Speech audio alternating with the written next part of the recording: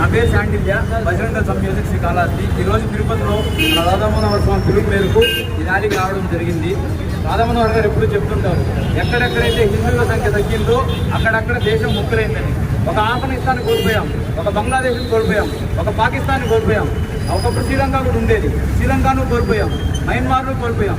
ఎక్కడెక్కడైతే హిందువులు తగ్గించబడ్డారో అక్కడక్కడ దేశాలు ముఖ్యమైనాయి. సో సెక్యులరిజం అనేది పెద్ద అబద్ధం. సెక్యులరిజమే నిజమైతే, బంగ్లాదేశ్లో కూడా సెక్యులరిజం నిజమైతే, మన బంగ్లాదేశ్ క్రికెట్ మ్యాచ్లో ఉన్న ఒక హిందూని నరికారు, వాళ్ళ ఇల్లును ధ్వంసం చేశారు. ఒక సింగర్, అతని పేరు తెలీదు, కానీ అతని ఇల్లును కూడా ధ్వంసం చేశారు. అతని పెద్ద సెలబ్రిటీ. అక్కడున్న సెలబ్రిటీస్కే స్వేచ్ఛ, స్వాతంత్రం, భద్రత లేదంటే రేపు ఇక్కడ జరగబోయే మరణకాండ మనం ఐక్యంగా సంఘటితంగా లేకపోతే ఇక్కడ తలలు తెగబడతాయి. ఖచ్చితంగా హిందువులందరూ ఏకమయ్యి భారతదేశాన్ని మరో ముక్కలు కాకుండా హిందువులందరూ సంఘటితంగా ఉంటే మన దేవాలయాలు బాగుపడతాయి. హిందువులు మాత్రమే మన దేశానికి అన్నం పెడుతున్నారు, రైతులు మాత్రమే హిందువులు. ఇంకో విషయం ఏంటంటే, రైతులు పండిస్తున్నారు, వేరే వాళ్ళు అమ్ముతున్నారు. హిందువులు ఎందుకు అమ్మట్లేదు? హిందువులే పండించాలి, హిందువులే అమ్మాలి. ఈ నినాదాన్ని మనం ఖచ్చితంగా తీసుకుని వెళ్ళి మన భూమి భారతిని, మన మాతృమూర్తిని, మన మాతృదేశాన్ని, మనం భారత్ మాతాన్ని ఖచ్చితంగా కాపాడుకోవాలి. సెక్యులర్గా ఉండడం అంటే సజీవంగా సమాధి చేసుకోవడంతో సమానం. సెక్యులర్గా ఉండొద్దు, సెక్యులర్స్గా ఉండొద్దు. సెక్యులర్స్కి శ్రద్ధాంజలి. జై శ్రీరామ్. బంగ్లాదేశ్లో మనం పరిశీలన చేశామంటే పరిస్థితుల్లో ఒక గుంపుగా వస్తారు, వాళ్ళు విధర్మీయులు, వారు హిందువుల పైన దాడి చేస్తున్నారు, వాళ్ళు చనిపోతున్నారు, పారిపోతున్నారు, మానభంగానికి గురవుతున్నారు, భయపడి పారిపోతున్నారు. ఇది ఆపాలి. ఫస్ట్ భయపడద్దండి, తిరగబడండి, మీకు హక్కు ఉంది. ఎవరన్నా చంపుతూ ఉంటే చచ్చిపో అని చెప్పి ఎవరు చట్టము చెప్పదు.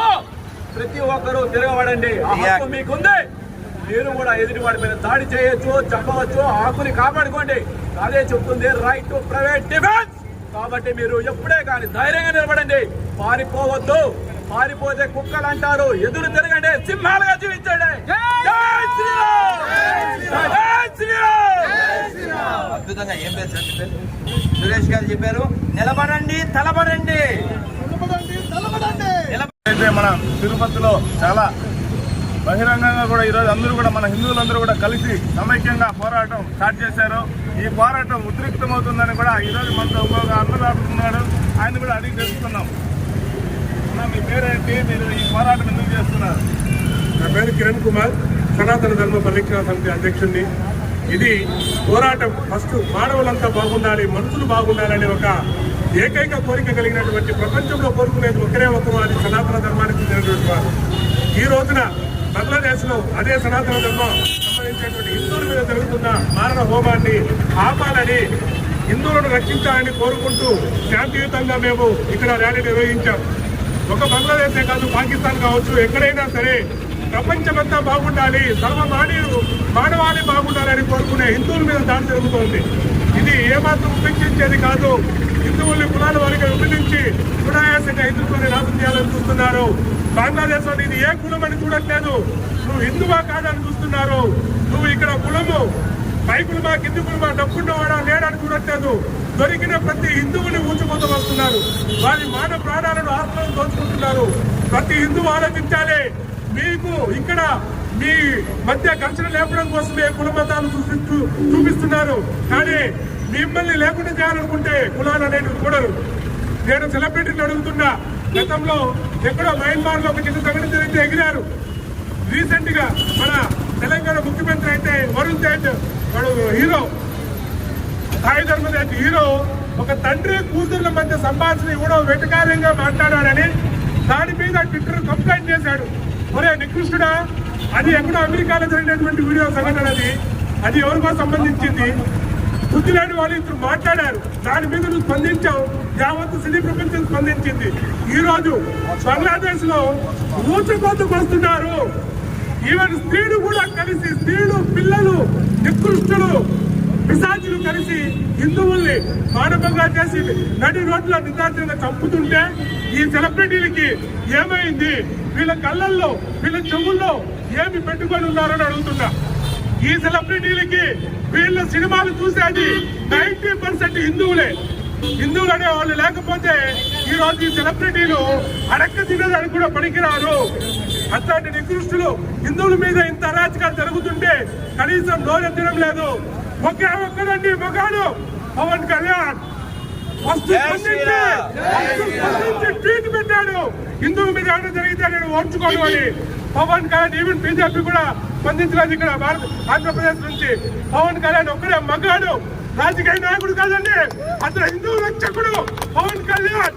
పవన్ కళ్యాణ్ ఈ రోజు మగాడుగా హిందువుల కోసం నిలబడ్డాడు. ఇప్పుడే కాదు, గత సంవత్సరంగా హిందువుల మీద జరుగుతున్న దాడులని వ్యతిరేకిస్తున్నటువంటి ఏకైక రాజకీయ నాయకుడు మన ఆంధ్రలో పవన్ కళ్యాణ్. అలాంటి నాయకులు రావాలి మాకు, అలాంటి సినిమా వాళ్ళు కావాలి. ఈ ఉద్యమాన్ని మీరు ఇంకా భారీ ఎత్తున ఏమన్నా ప్లాన్ చేస్తున్నారా? ఖచ్చితంగా ఇది ఆగాది కాదు. ప్రతిసారి హిందువుకి ఎక్కడ జరిగినా హిందువులుగా మేము స్పందిస్తూనే ఉంటాం. హిందువుల చైతన్యం తేవడం కోసం చివరికి మా ప్రాణాలు అర్పించడానికైనా మేము సిద్ధం. జై శ్రీరామ్! భారత్ మాతా కీ!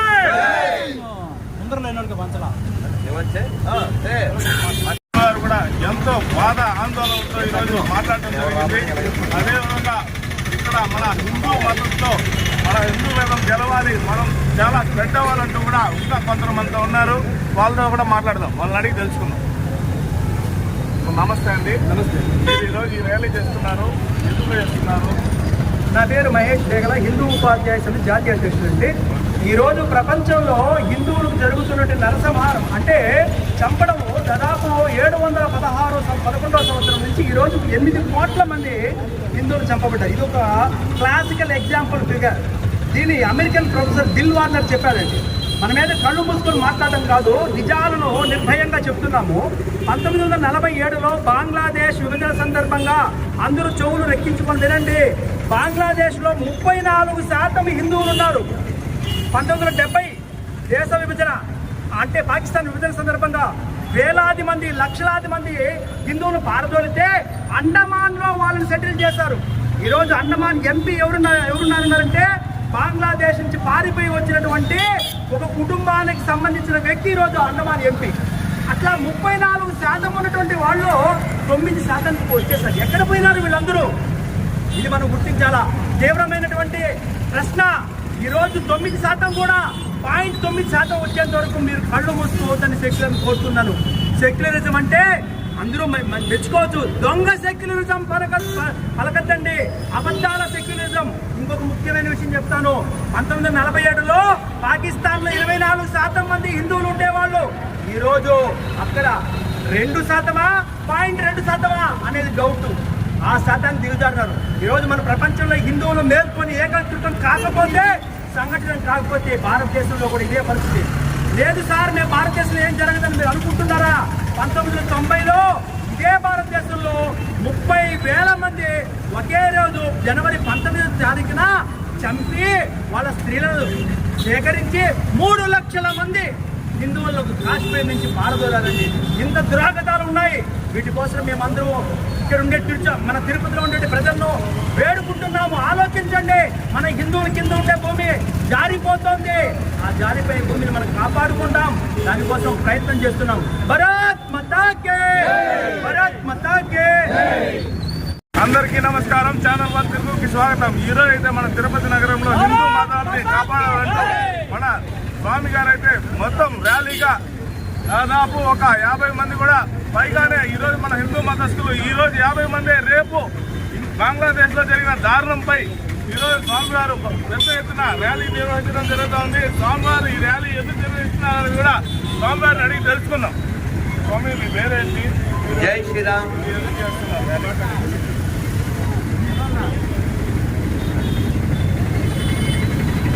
జై శ్రీరామ్. మనం ఇప్పుడు తిరుపతిలో ఈ ర్యాలీ చేయడానికి కారణం బంగ్లాదేశ్లో హిందువులపై జరుగుతున్నటువంటి అరాచకాల్ని ఆపాలని చెప్పి మన దేశంలో ఉన్న సోకాల్డ్ హీరోస్కి, సోకాల్డ్ సెలబ్రిటీస్కి ఏమాత్రం సోయి అంటే ఇంగితం ఉన్నా అక్కర్లేని దానికి పాకిస్తాన్కి, పాలస్తీనాకి రోడ్ల మీదకి ఎక్కేటువంటి మూర్ఖులకి మా విజ్ఞప్తి. ఇక్కడ మేము ఈ ర్యాలీ చేయడం యొక్క ఉద్దేశం ఏంటంటే ప్రపంచంలో అందరి మేలు, అందరి బాగు కోరేది సనాతన ధర్మం మాత్రమే. సర్వే జన అని కేవలం మన ఒక్కలమే చెబుతాము. అటువంటి సనాతన ధర్మాన్ని పాటించేటువంటి హిందువుల్ని బంగ్లాదేశ్లో 34% మంది ఉండేవారు. అలాంటి వాళ్ళు ఈరోజు 7%కి వచ్చారు. శ్రీరామ్. మనం ఇప్పుడు తిరుపతిలో ఈ ర్యాలీ చేయడానికి కారణం బంగ్లాదేశ్లో హిందువులపై జరుగుతున్నటువంటి అరాచకాల్ని ఆపాలని చెప్పి మన దేశంలో ఉన్న సోకాల్డ్ హీరోస్కి, సోకాల్డ్ సెలబ్రిటీస్కి ఏమాత్రం సోయి అంటే ఇంగితం ఉన్నా అక్కర్లేని దానికి పాకిస్తాన్కి, పాలస్తీనాకి రోడ్ల మీదకి ఎక్కేటువంటి మూర్ఖులకి మా విజ్ఞప్తి. ఇక్కడ మేము ఈ ర్యాలీ చేయడం యొక్క ఉద్దేశం ఏంటంటే ప్రపంచంలో అందరి మేలు, అందరి బాగు కోరేది సనాతన ధర్మం మాత్రమే. సర్వే జన అని కేవలం మన ఒక్కలమే చెబుతాము. అటువంటి సనాతన ధర్మాన్ని పాటించేటువంటి హిందువుల్ని బంగ్లాదేశ్లో 34% మంది ఉండేవారు. అలాంటి వాళ్ళు ఈరోజు 7%కి వచ్చారు. అక్కడ ఉన్న హిందూ తల్లుల్ని, పిల్లల్ని, చిన్నవాళ్ళు, పెద్దవాళ్ళు, వృద్ధులను తేడా లేకుండా వందలాది మందిని సజీవ దహనం చేయడం, కాల్చేయడం, మానభంగాలు చేయడం, గురివేయడం, తగలబెట్టేవన్నీ చేస్తున్నారు. ఈ అరాచకానికి కారణం ఎడారి నరపిశాచ మతాలు. కాబట్టి భారతదేశంలో ఉన్నటువంటి బొందుగాళ్ళందరికీ మేము బొందుగాళ్ళు అంటే అన్ని మతాలు సమానం అనుకునే వాళ్ళంతా బొందుగాళ్ళు. వాళ్ళే సెక్యులరిజం అనేది హిందువులు ఉన్నంతకాలం మాత్రమే ఉంటుంది. ఇస్లాము, క్రైస్తవం సెక్యులరిజాన్ని ఒప్పుకోవు. ఈ దరిద్రం మనకు అక్కర్లేదు, వాళ్ళకి అక్కర్లేంది. ప్రపంచం బాగుండాలని కోరుకునే మనని నాశనం చేసేటువంటి ఎడారి మతాలు నీకు ఎప్పటికీ భయ్యాలు కాదు. అందుకని తినేటప్పుడు, కొనేటప్పుడు కొంచెం చూసుకోండి. ఉమ్మేసింది, ఇది పోసింది తినేంత దౌర్భాగ్య స్థితికి మీరు దిగజారకండి. అన్ని మతాలు ఒకటే అనేటువంటి మూర్ఖత్వం నుంచి బయటపడండి. అన్ని మతాలు ఒకటే అనే మాట నిజమై ఉంటే పాకిస్తాన్ పుట్టుండకూడదు, బంగ్లాదేశ్ పుట్టుండకూడదు. ఇప్పుడు బంగ్లాదేశ్లో ఇంత అరాచకం జరిగి ఉండకూడదు. అలాంటి దరిద్రులు ఎవరైనా ఉంటే వెంటనే భూమిని ఖాళీ చేయండి. ఎందుకంటే అబద్ధం కాబట్టి. సెక్యులరిజం ఉంటే నిరూపించండి, లేకపోతే నోరు మూసుకుని ఉండండి. ఈ దేశానికి ఇప్పుడు క్యాన్సర్ కంటే ప్రమాదకరమైంది సెక్యులరిజం. అది హిందువులు మాత్రమే మోస్తున్నారు. ఈ మోసేటువంటి హిందువులనే వాళ్ళు నశింపజేస్తున్నారు. కాబట్టి బంగ్లాదేశ్లో జరిగే అరాచకం ఇంకా పెరగకుండా, అది మన దేశం దాకా రాకుండా మనం హిందువుల దగ్గరే కొంటే హిందువులు బలపడతారు, హిందువులు నిలబడతారు, హిందువులతో నిలబడుతుంది. మన దేవాలయాల ద్వారా గవర్నమెంట్కి ఆదాయం వస్తుంది, చాలామందికి అన్నం దొరుకుతుంది, చాలామందికి విద్య దొరుకుతుంది, వైద్యం దొరుకుతుంది. కాబట్టి దేవాలయాలను మనం కాపాడుకోవాలి, ధర్మాన్ని కాపాడుకోవాలి. అన్ని మతాలు సమానం అనేటువంటి దరిద్రం ఏదన్నా ఉంటే విడిచిపెట్టండి. ఒకవేళ మీరు అలాంటి దరిద్రులు అయితే, ఆ సెక్యులరిజం ఉండేది నిజమే అయితే నిరూపించండి. మేము కూడా సారీ చెప్పేస్తాం. సెక్యులరిజం ఉన్నది అనే మాట ఎక్కడైనా మీకు ప్రూవ్ ఉంటే మీరు ప్రూవ్ చేయండి, మేము క్షమాపణ చెప్పి వెనక్కి తీసుకుంటాం. కాబట్టి బంగ్లాదేశ్లో జరిగేటువంటి పరిస్థితి ఏదైతే ఉందో అది ఒకప్పుడు భారతదేశంలో భాగమే. కానీ ఒక పిశాచ మతం అందులో ప్రవేశించడం వల్ల ఇక్కడ దాకా వచ్చింది పరిస్థితి. కాబట్టి మనం అంతా బాగానే ఉన్నాం కదా అనుకుని ఎక్కడ పడితే అక్కడ కొనొద్దండి. మనం తినే ఆహారంలో, తాగే పదార్థాల్లో, చివరికి దేవుడికి పెట్టే పూలల్లో ఉప్పు ఉత్సాహపోతున్నారు. కాబట్టి ఇక్కడ మా టార్గెట్ బంగ్లా హిందువులు రక్షించడం అనేది టార్గెటే కానీ అది మన చేతుల్లో లేదు. కానీ రాబోయే తరాలు రక్షించబడడం మాత్రం మన చేతుల్లో ఉన్నాయి. కాబట్టి ప్రధాన నినాదం ఏమిటంటే హిందువుల దగ్గర కొందాం, హిందువుల దగ్గర తిందాం, హిందువుల్లాగే ఉందాం, ఈ దేశాన్ని రక్షించుకుందాం. ఇదే మా నినాదం, ఇదే మా విధానం. ఎవరైనా సరే సెక్యులరిజాన్ని ఇంకా మోస్తూ ఉంటే మీరు భూమికి భారాన్ని గ్రహించండి. ఒకవేళ సెక్యులరిజం అనేది ఉంది అనుకుంటే మీరు నిరూపించండి, మేము కూడా మీతో పాటు జాయిన్ అవుతాం. జై శ్రీరామ్, భారత్ మాతాకి. ఇప్పుడు